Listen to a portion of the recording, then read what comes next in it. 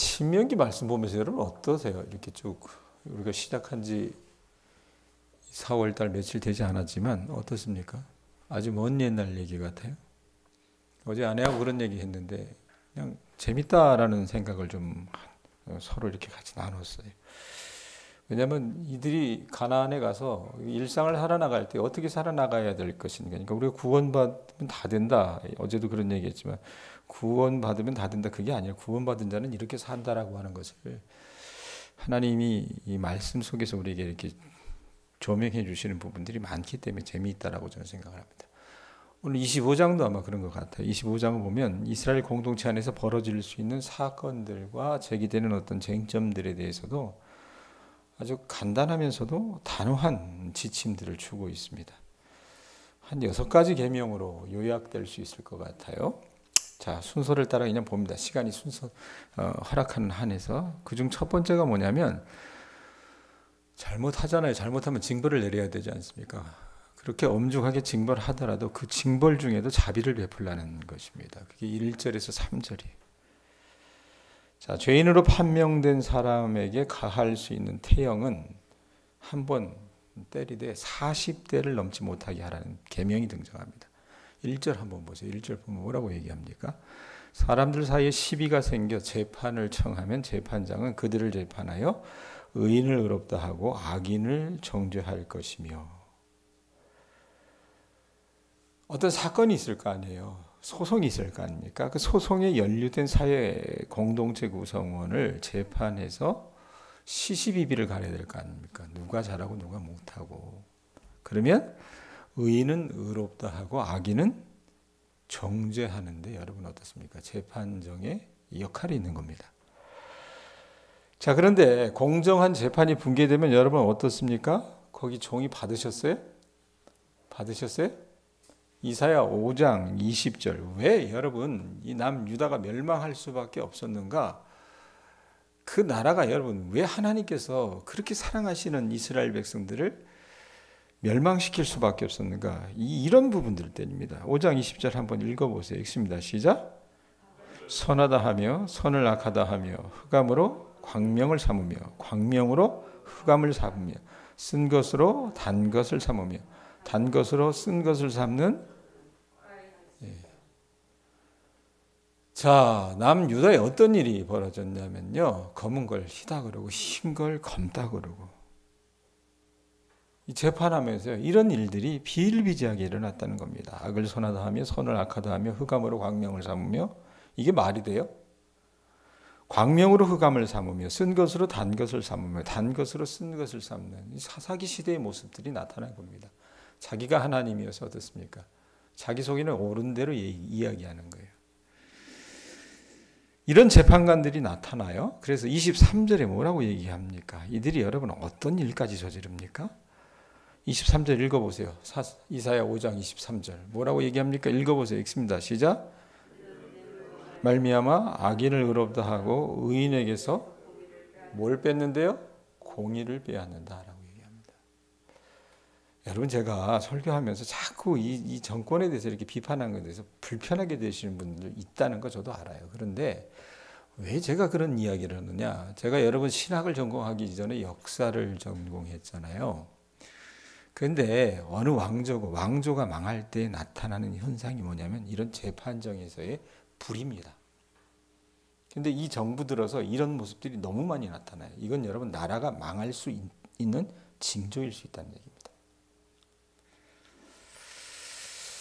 자, 어찌됐건 재판을 공정하게 하라는 겁니다. 공정하게 하라는 건데 2절에서 3절 보세요. 자, 잘못한 사람이 있어요. 잘못한 사람이 있으면 그게 나타나지 않습니까? 그럼 어떻게 해요? 벌해야 되잖아요. 벌했을 경우 어떻게 하는가? 2절 3절 보면 뭐라고 얘기합니까? 읽어보세요. 악인에게 태형이 합당하면 재판장은 그를 엎드리게 하고 그 앞에서 그의 죄에 따라 수를 맞추어 때리게 하라. 40까지는 때리려니와 그것을 넘기지는 못하지니 만일 그것을 넘겨 매를 지나치게 때리면 내가 내 형제를 경히 여기는 것이 될까 하노라. 아까 제가 여러분 초두에 얘기하냐면 죄인으로 판명난 사람들에게 가할 수 있는 태형. 이게 조선시대로 얘기하면 사극 보시면 곤장 때린다 그러잖아요. 곤장. 예? 이게 딱 완전히 엎어놓고 때리지 않습니까? 생각을 해보세요. 그냥 우리가 웬만한 몽둥이로 엉덩이 맞아도 쉽지 않은데 그 곤장으로 사람을 때리면 어떻게 되는 줄 아십니까? 나중에 재구시를 못합니다. 재구시를 못해요. 그래서 이 말씀에도 보면 여러분은 어떻게 됩니까? 40대 이상의 매질을 금하게 되어 있습니다. 과도한 태형 응징은 형제자매의 존엄을 파괴하는 데까지 나갈 수 있기 때문에 그러니까 사람이 목숨을 부지한다 하더라도 어떻게 해요? 재구시를 못해요. 바울도 여러분 사도행전에 보면 40의 가만매를 5번 맞았다고 진술합니다. 그게 고린도후서 11장 24절에 나오는데 그런 규정이 있기 때문에 어떻게 해요? 바울이 그 유대인들 딴에는 잘못한 사람이었어도 40을 넘어서는 때릴 수 없었다는 얘기입니다. 그러니까 가혹한 법 집행은 인권에 대한 개념을 흐릴 수 있다고 보니까 성경에 여러분 이 말씀들이 보면요 수천 년 전에 쓰여져 있었음에도 불구하고 얼마나 공의롭고 합리적인 말씀인지 우리가 볼 수 있다는 얘기입니다. 자, 그런데 어때요? 성경 말씀과 비교해서 오늘 우리가 살아가는 시대 보면요 대한민국도 이전에 그랬어요. 아직도 많은 국가에서는 재판이 아니라 수사 단계부터 어떻습니까? 고문, 반인권적인 고문 이런 것들을 자행했습니다. 제가 재수할 때 신촌에서 신문 돌리면서 재수했어요. 지국에. 그런데 그 신문 지국에서 총무하는 사람이 지금 한신대라고 그러죠. 기장 측에 있는 신학교. 거기 출신인데 이 사람 비가 오면요. 거품을 막 이렇게 물면서 쓰러져요. 왜 그런가 했더니 그때만 해도 90년대 초반이었으니까 저보다 나이가 한참 연배가 많으셨기 때문에 학생운동 하다가 경찰서에 끌려가서 고문을 당한 거예요. 그러니까 고문 후유증 때문에 비만 오면 거품을 물고 쓰러져요.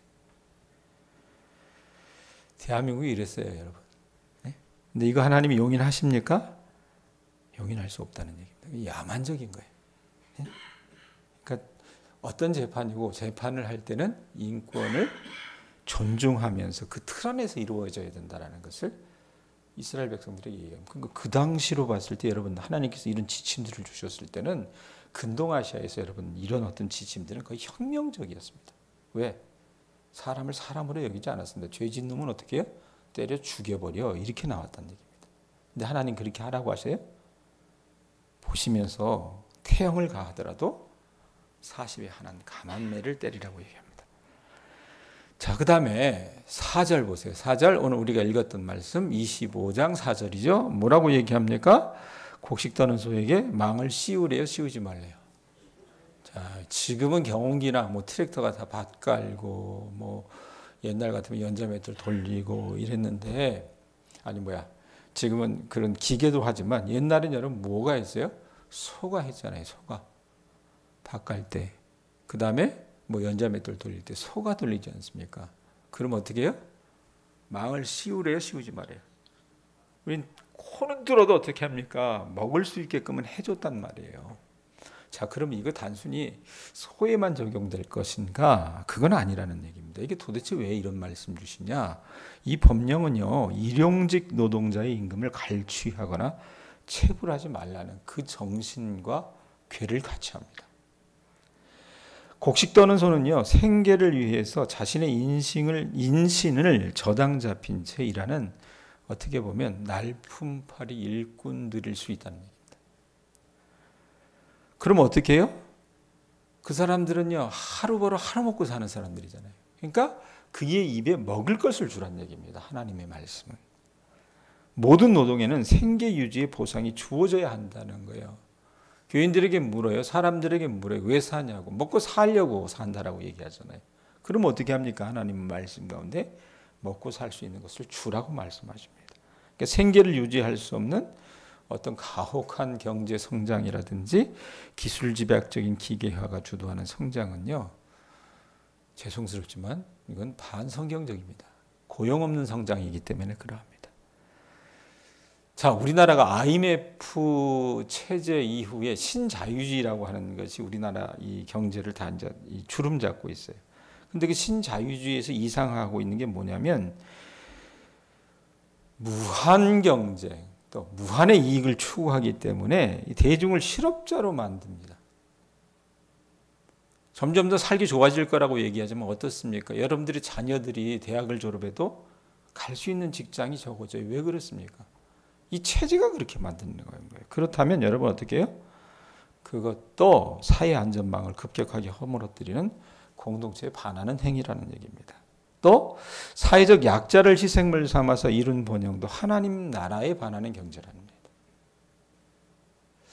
우리는 그냥 윤석열 정부 초두에 들어서서 그 화물차 그 노동자들 막 몽둥이로 두들겨 패고 별의 별짓을 다 했잖아요. 그러면서 마치 노동운동하는 사람들이 무슨 대역죄 지은 것처럼 그렇게 그들이 치부했는데 그것 또한 여러분 보면 어떻습니까?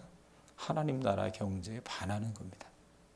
경제 성장의 결과가 양극화가 심화되면요. 그것도 하나님이 기뻐하시는 거 아니라는 얘기입니다. 성경의 율법은 뭐예요? 고르게 하는 거예요. 고르게.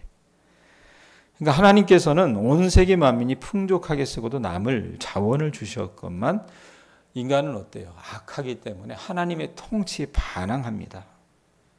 그리고 불의로 진리를 막는 이런 사람들은 온 세상 만민에게 고루 돌아가야 할 그 하나님의 은총의 성물, 곧 식량과 자원을 독점하거나 공평한 분배를 가로막고 있다는 겁니다. 그러니까 여러분 무턱대고 재벌 편들지 마시기 바랍니다. 그냥 성경적인 어떤 그 세계관으로 놓고 보면요, 재벌은 죄송스럽지만 반성경적인 집단입니다. 왜? 이 양극화를 일으키고요.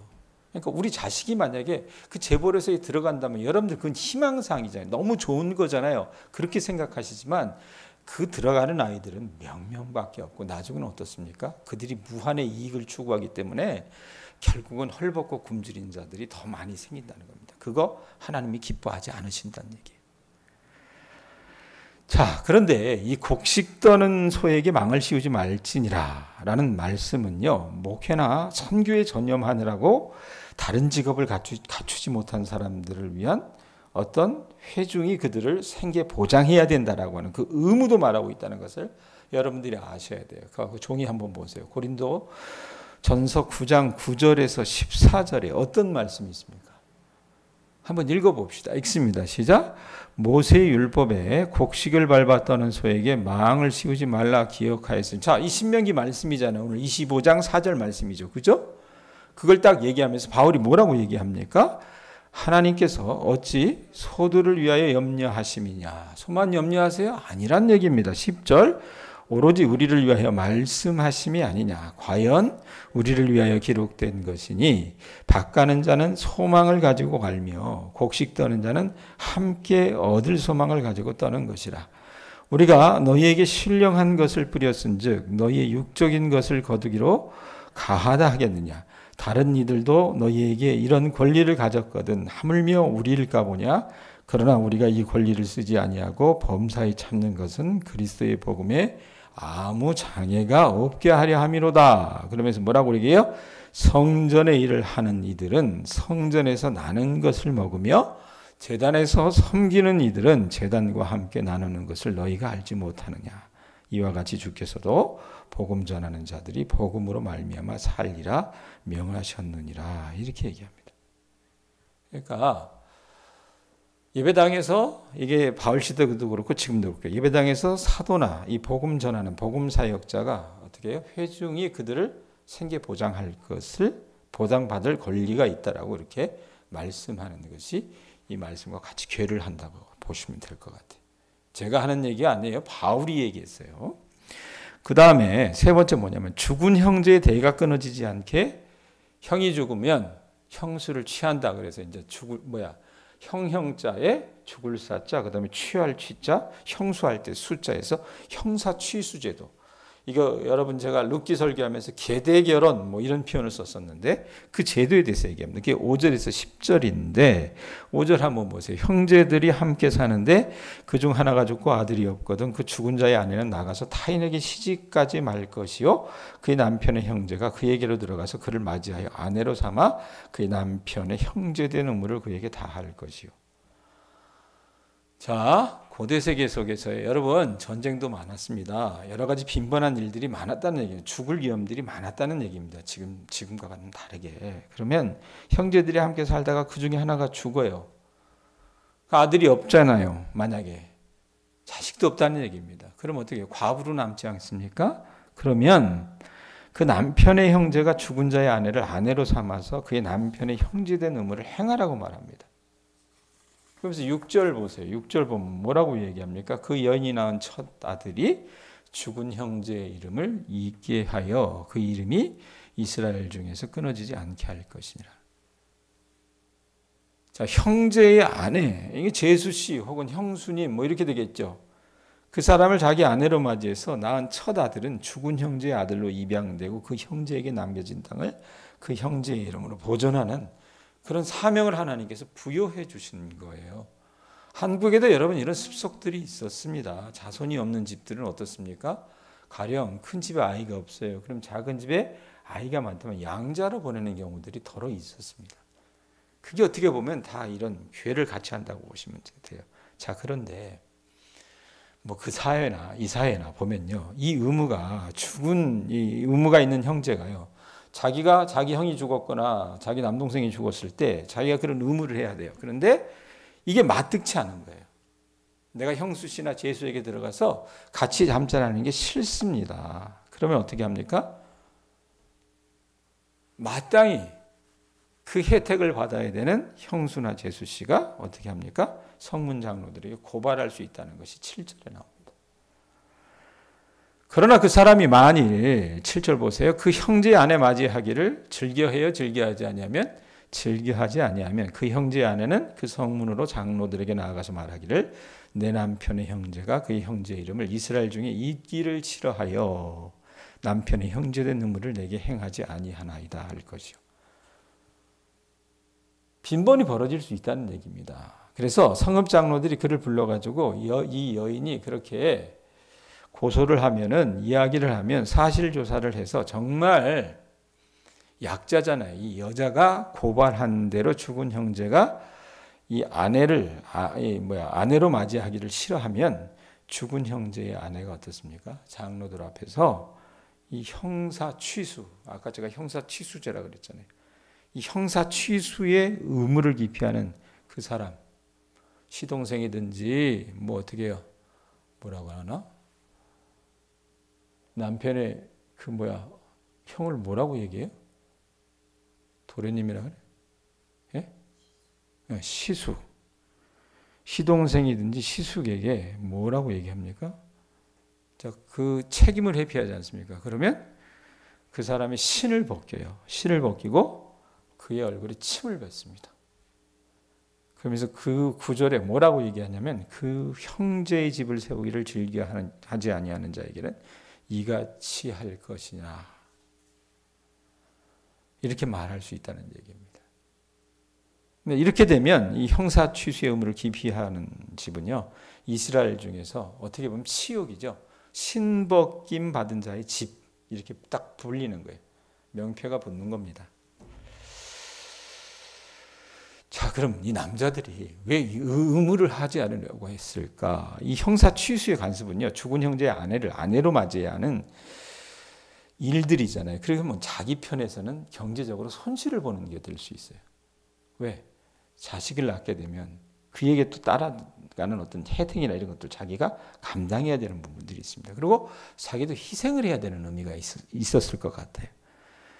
그래서 사람들이 회피하는 사람들이 있었다는 얘기입니다. 그래서 하나님은 이 상황에 응답하기 위해서 자연스러운 어떤 인정에, 그래도 사람이라면 이 의무를 다하겠지 안 하는 놈들 많았습니다. 그렇기 때문에 인정에 맡기지 않으시고 하나님의 권위로 이것을 어떻게 합니까? 의무화시킨 거라고 말입니다.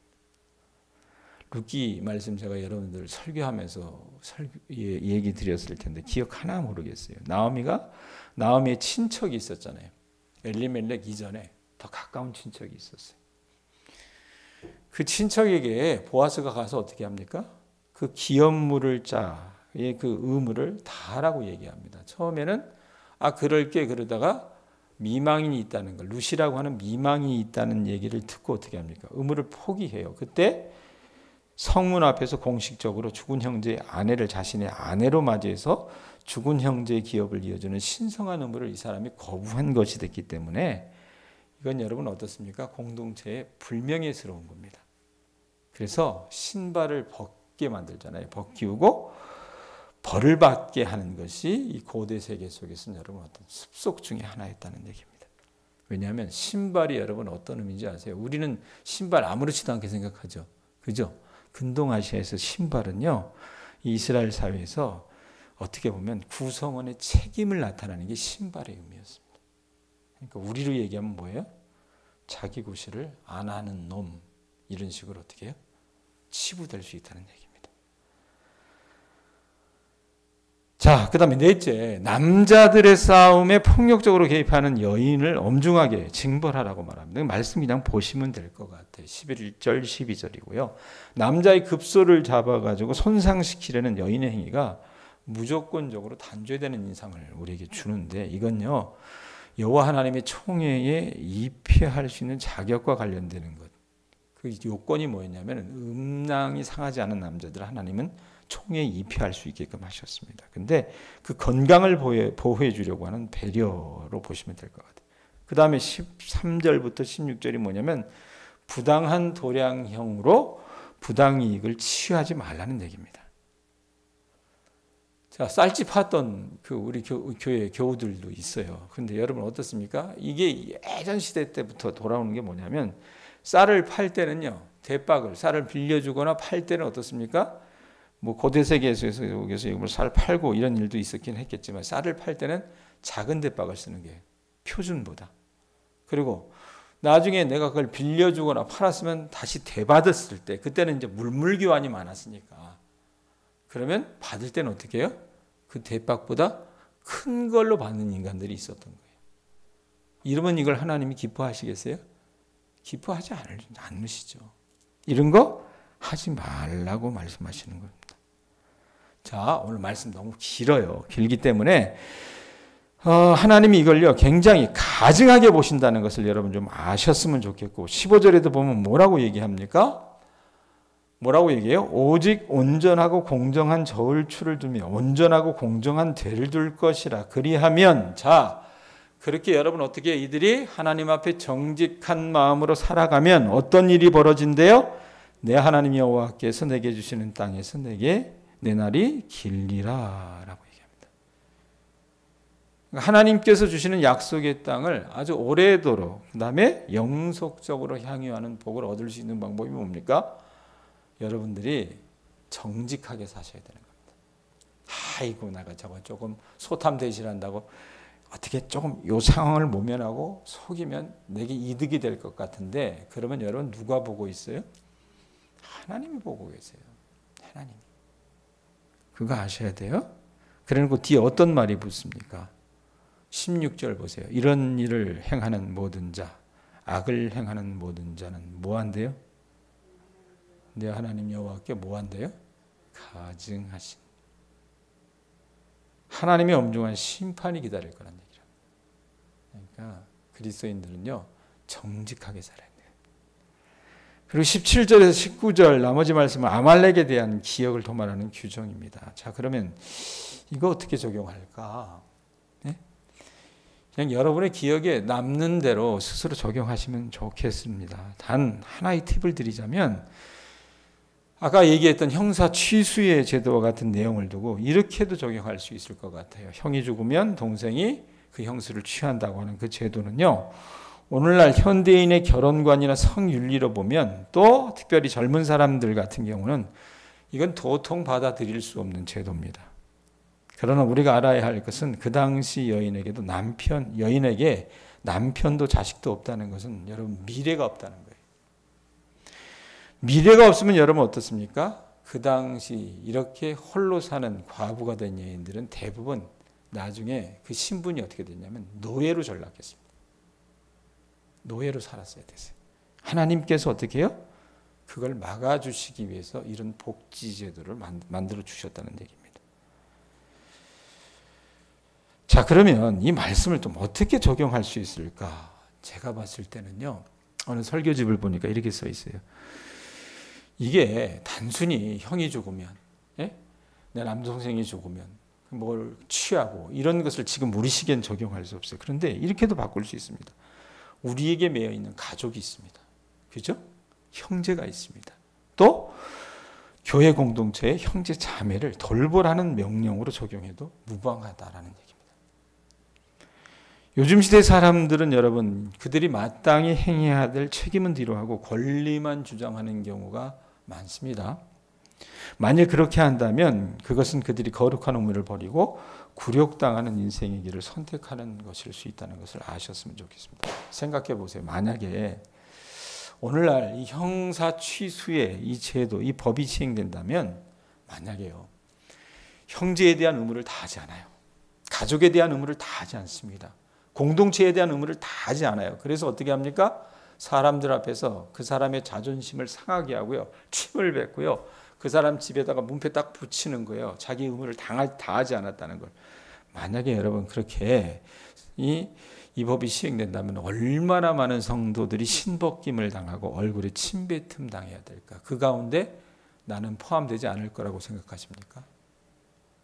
가정에 대한 의무, 교회에 대한 의무를 다하지 못하고 다하지 못하고 있는 수많은 오늘날의 성도들이 있다 그 말입니다. 결혼할 때 여러분 우리가 결혼 서약하지 않습니까? 그런데 그 서약이 오늘날까지 지켜지고 있느냐 그 말입니다. 아니 교회가 여러분 교회에서 직분자로 사람들을 어떻게 세울 때 그들이 취임할 때 여러분 사람들이 어떻게 합니까? 대부분 선서하고 어떤 서약을 합니까? 교회를 섬기겠다고 언약합니다. 그럼 과연 우리가 그 언약을 지키며 믿음의 삶을 살고 있느냐 그 말입니다. 그렇지 못하다면 우리는요 그들을 어느 주일 교회당 맨 앞에 불러다 놓고 모든 성도들 앞에서 성도들이 한 사람 한 사람 그 앞을 지나가면서 신을 벗기고 얼굴에 침을 뱉는 광경을 아마 보게 될 수도 있다는 얘기입니다. 이런다면 교회 안 나오겠죠. 다니면서 오만 이상한 소리 다 하겠죠. 그런데 여러분 왜 이 얘기를 하느냐면 여러분 오늘날의 사랑이라고 하는 것은 그저 감정적인 감상으로 치우칩니다. 사랑은 여러분 그런 어떤 로맨틱한 것만 있는 것이 아니에요. 거룩한 의무도 있습니다. 안 그래요? 예? 그것이 바로 여러분 우리 가정의 문제이고 교회의 문제일 수 있다는 얘기입니다. 여러분 우리가 참 외울 수 있는 말씀 중에 성경 가운데 제일 많이 외우는 말씀이 뭐예요? 요한복음 3장 16절이죠. 그 말씀이 어떻게 시작해요? 하나님이 세상을 이처럼 사랑하사라는 표현이 있습니다. 여러분 하나님이 세상을 이처럼 사랑한다라고 했을 때 그 사랑은요 감상적인 사랑이 아닙니다. 예? 우리가 하나님과의 여러분 언약을 깨트린 우리의 수치, 우리의 범죄를 하나님이 어떻게 대신 짊어지시고 예수님이 우리 대신 그 신벗김을 당하시고 내가 신벗김을 당해야 돼요. 내가 침뱉음을 당해야 되는데 주님이 대신 어떻게 합니까? 신벗김 당하시고 침뱉음을 당하시고 마침내 십자가에서 자신의 생명을 우리 대신 버려주신 것이 뭐예요? 하나님이 세상을 이처럼 사랑하사의 의미라고 말입니다. 그리고 그 십자가에서 자신의 생명을 대신 우리에게 버려주시고 십자가에서 양팔을 벌리고 예수님이 저와 여러분에게 소리치는 것을 들으실 수 있기를 바랍니다. 뭐라 그래요? 내가 너를 사랑한다고. 어떤 무게로? 예? 그리고 너를 용서한다고. 그리고 주님이 말씀하십니다. 다시는 죄를 범하지 말라고. 거기다가 하나 더 붙이세요. 이제부터는 내 형제, 내 자매, 내 교회 공동체를 세우라고 말씀하신다 그 말입니다. 아셨어요? 그러니까 말씀이요 굉장히 중요해요. 무거워요 사실은. 하나도 여러분 우리가 이렇게 가볍게 볼 수 있는 얘기가 아니란 얘기입니다. 여러분들이 하나님의 말씀을 말씀으로 대할 수 있는 주님의 자녀들 되실 수 있기를 바랍니다. 기도하겠습니다.